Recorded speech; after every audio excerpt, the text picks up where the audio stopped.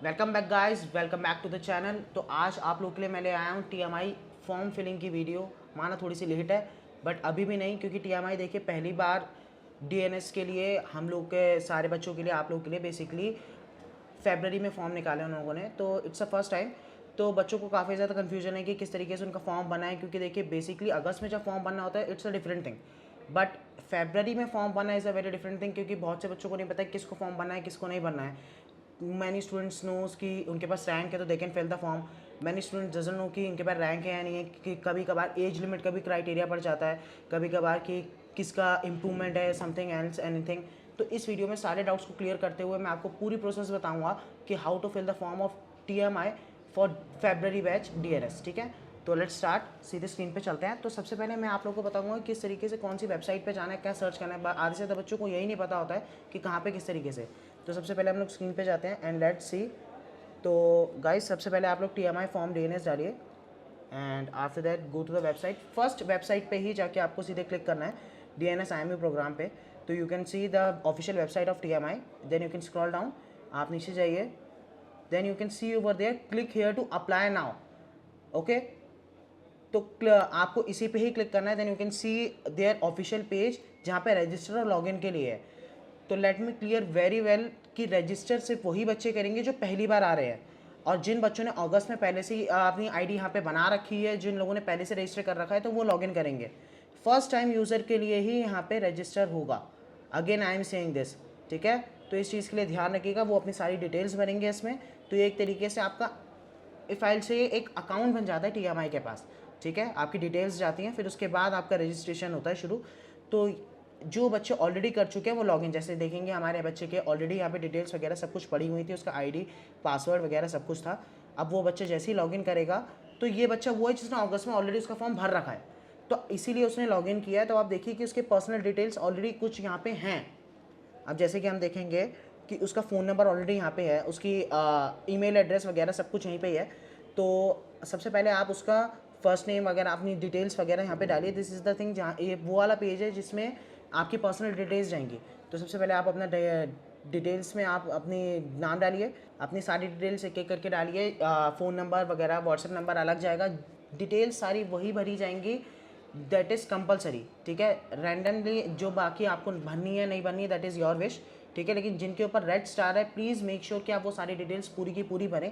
जैसे date of birth वगैरह की आप चीज़ें देख सकते हैं, तो प्लीज़ उसको प्रॉपरली ही भरिएगा।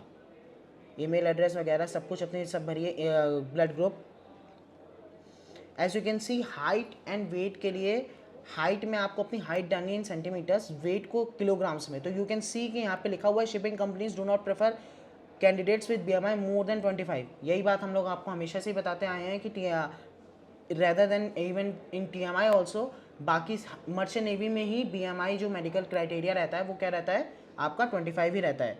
अब जैसे हम बाकी आगे आपका प्लेस ऑफ बर्थ वगैरह, डेट ऑफ बर्थ वगैरह सब कुछ अपनी भरी है। आधार कार्ड नंबर वगैरह कंपलसरी नहीं था तो बच्चे ने नहीं भरा, हमने जैसे नहीं भरा है बच्चे का, ठीक है। तो जो जो कंपलसरी है वो तो आपको भरना ही भरना है, that is with the red star. जिस भी उस चीज़ के ऊपर आपको रेड स्टार दिखेगा, you have to fill that form. अब देखिए जैसे कि आप देख सकते हैं यहाँ पे do you have a passport. तो अगर बच्चे ने अप्लाई किया है तो उसने अप्लाइड पे लिखा है और यहाँ पे उसका रजिस्ट्रेशन नंबर लिखिए। अगर बच्चे ने अप्लाई नहीं किया है तो उसमें नो लिखेगा। लेकिन बेटा अगर आपने नो लिखा है तो प्लीज़ पासपोर्ट को जितनी जल्दी हो सके उतनी जल्दी अप्लाई कीजिए, जाके बनवाइए, क्योंकि उसके बाद आप लोग के पास टाइम नहीं होता है। तो that is very important thing. तो go and just fill the form of your passport as soon as possible, apply your passport, ठीक है।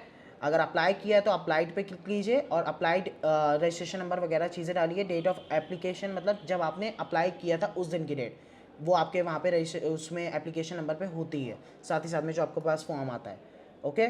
और अदरवाइज़ अगर आपके पास पासपोर्ट है, आपने पहले से आपके पास है, तो you can fill the details otherwise, okay.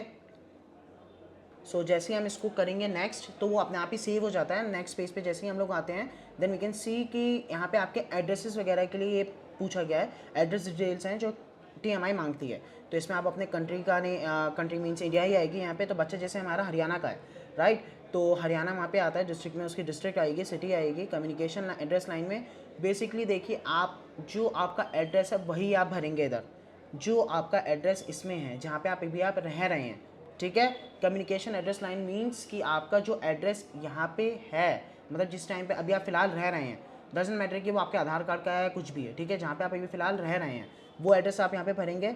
और इसके बाद आप नीचे ऑप्शन में देख सकते हैं यहाँ पे लिखा है इस permanent address same as address for communication. तो ये ऑप्शन उनके लिए है कि जिन जो सपोज अभी एड्रेस कहीं और रह रहे हैं, अपने किसी और एड्रेस पे रह रहे हैं और आपके आधार कार्ड पे कोई और एड्रेस है, तो ये ऑप्शन उनके लिए है, ठीक है। तो आप जैसे इस पर क्लिक करते हैं येस पे, तो आप देख सकते हैं यहाँ पे आपके पास बहुत सारे और ऑप्शंस भी थे, ठीक है। तो इन चीज़ों को ध्यान से देख के भरेंगे। और अब जैसे हम नेक्स्ट पे जाते हैं तो यहाँ पे आपको फादर्स डिटेल वगैरह ये सब चीज़ें मिलेंगी। तो यहाँ पे अपने फादर का नेम वगैरह सब कुछ डालिए, specially the things that are marked with red star, please again and again I am mentioning, उन डिटेल्स को तो आपको भरना ही भरना है, ओके। अब नाउ यू कैन सी बेटा कि यहाँ पे आपके फादर्स की एनुअल इनकम पूछी जा रही है इन लैक्स, मीन्स आपके पापा सालाना कितना कमाते हैं, आपकी वो डिटेल्स यहाँ पे मांगी गई है। अगर आपके पापा लेस देन 1 लाख उनकी सैलरी है ईयरली की, then you can select less than 1 lakh. अब जैसे यहाँ पे हमारे बच्चे की 3 to 5 लाख थी तो उसने 3 to 5 लाख चूज़ की है। अब यहाँ पे आपकी मदर्स की डिटेल पूछी जाएंगी तो you can fill the mother's detail, ठीक है बेटा। यहाँ पे अपनी मदर्स की डिटेल डालिए, उनका नाम, उनका फ़ोन नंबर, उनका WhatsApp number if you want, ठीक है ना। लेकिन बेटा देखिए दैट इज़ कंपलसरी, तो उसको भरना ही भरना है, ठीक है। उनका email address, okay. Mother's occupation में अगर आपकी मम्मी कोई बाहर बिजनेस वूमेन है, कुछ काम करते हैं, तो you can fill that. Otherwise आप होम मेकर पे ही क्लिक करेंगे अगर वो सिर्फ और सिर्फ घर का ही काम करती हैं as a home maker, right. अब आप जैसे देख सकते हैं बेटा आपकी मदर टंग के लिए बारे में पूछा गया था, तो दैट विल बी हिंदी, अगर आप हिंदी बोलते हैं तो। अब यू कैन सी बेटा कि यहाँ पे आपको लोकल गार्जियन डिटेल्स भरनी है। अगर लोकल गार्जियन आपका पुणे में है, because Tolani is in Pune, right, तो इस चीज़ का आप लोग बहुत अच्छे से ध्यान रखेंगे। अगर आपका कोई लोकल गार्जियन पुणे में है then you will select yes, otherwise no. इसका मतलब ये नहीं है कि आपका लोकल गार्जियन अगर यहाँ पे चेन्नई में है तो आप उसका येस भर रहे हैं। अगर येस है तो गार्जियन की डिटेल्स डालिए, otherwise no.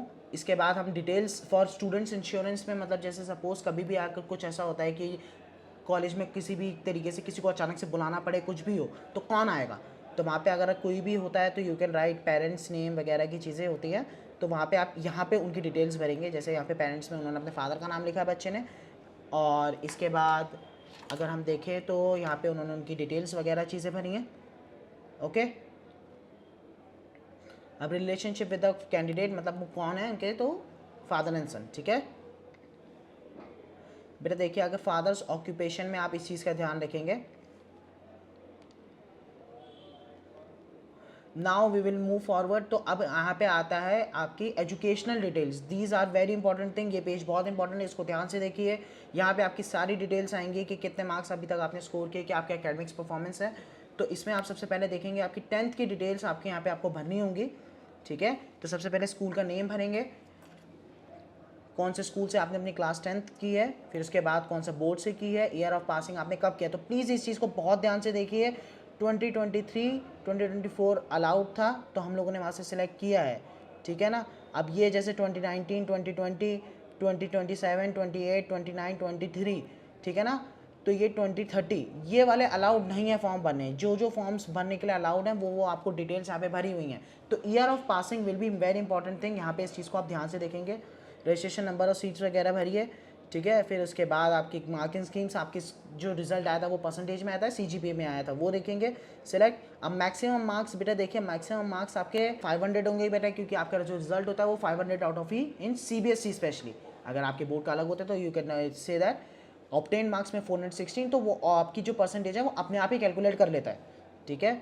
Then after that we will go to 12th result में। अगर आपका रिजल्ट आ गया दैट विल बी डिक्लेयर्ड, और मेरे ख्याल से फरवरी बैच में सारे डिक्लेयर्ड वाले ही भरेंगे फॉर्म, कोई भी अपीयरिंग वाला नहीं भरेगा। क्योंकि आप बेटा अगर आप उसके हैं what we say that improvement के बच्चे हैं तो आपके लिए फॉर्म अभी नहीं है, तो डिक्लेयर्ड वाले ही ये फॉर्म भरेंगे। बाकी आगे सेम वैसे ही आपको डिटेल्स भरनी है, नथिंग स्पेशल, कुछ भी अलग नहीं है। Marking schemes again 500 out of, तो इसमें आपके कितने टोटल है आप वो भरेंगे यहाँ पे 396। इसके बाद वो अपने आप ही आपके कैलकुलेट कर लेगा परसेंटेज। देन आपको यहाँ पे इंडिविजुअली अपने मार्क्स भरने हैं। तो यू कैन सी कि आपके मैक्सिमम मार्क्स जो होंगे पीसीएम में, फिजिक्स में 100 ही होंगे, केमिस्ट्री में 100 होंगे, 12th में 100, मैथ्स में 100, और साथ ही साथ में टोटल आपके अपने आप ही 300 हो जाते हैं। देन आप टोटल कितने आपने स्कोर किए हैं वो लिखिए, और परसेंटेज अपने आप को खुद कैलकुलेट कर लेता है, ठीक है। देन मूविंग फॉरवर्ड आपके इंग्लिश के मार्क्स कितने आए 100 में वो लिखिए, 100 में out of then it will calculate again. यहाँ पे बाकी अपने स्कूल की 12th की डिटेल्स भरनी होंगी आपको, वो भरिए। तो बेटा आप ध्यान से देखिए, यहाँ पे school contact number is compulsory to fill. तो अपने स्कूल की वेबसाइट पे जाइए, आप ऑनलाइन अपने स्कूल का नंबर निकाल सकते हैं, यू कैन फिल दैट। तो बेटा वो भरना इज़ कंपलसरी, ठीक है। तो स्कूल का फ़ोन नंबर आपको भरना ही होगा। देन आफ्टर दैट स्कूल का email address, that is also you can extract from the school's website. तो वहाँ से आप वो भी निकाल सकते हैं and you can fill that, ठीक है। Moving forward after filling up this, it's are IMCT application number as we can see, ठीक है। तो IMCT एप्लीकेशन नंबर में आप अपना एडमिट कार्ड खोलिए, you can get that IMCT application number from there, आप उसको यहाँ पे भरिए।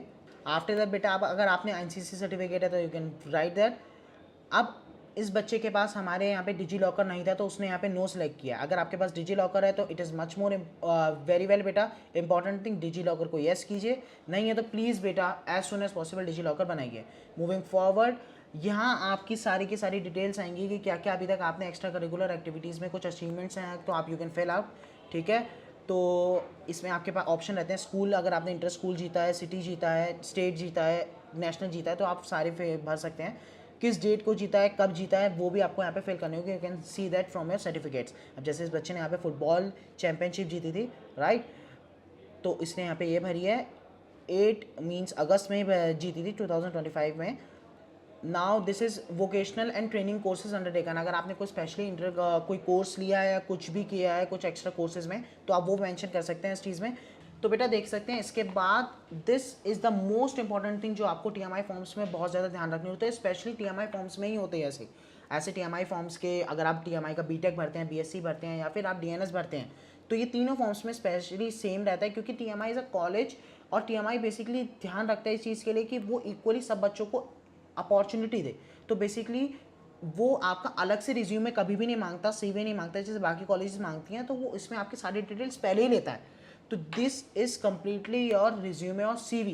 तो यही आगे जाके आपके कंपनीज वगैरह इन सब चीज़ों को फॉरवर्ड की जाएंगी डिटेल्स।